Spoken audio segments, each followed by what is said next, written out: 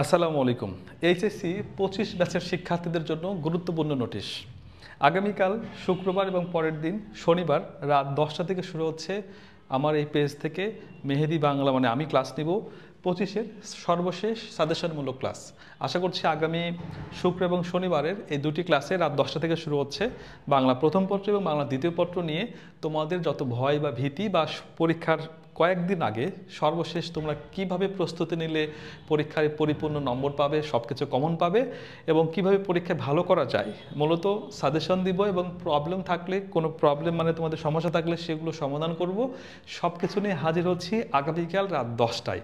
আশা করছি তোমরা আমার সাথে থাকবে। আর যদি ক্লাস কেমন লাগছে বা কোনো অসুবিধা হলে বুঝতে অসুবিধা হলে অবশ্যই মেসেজ করতে পারবে।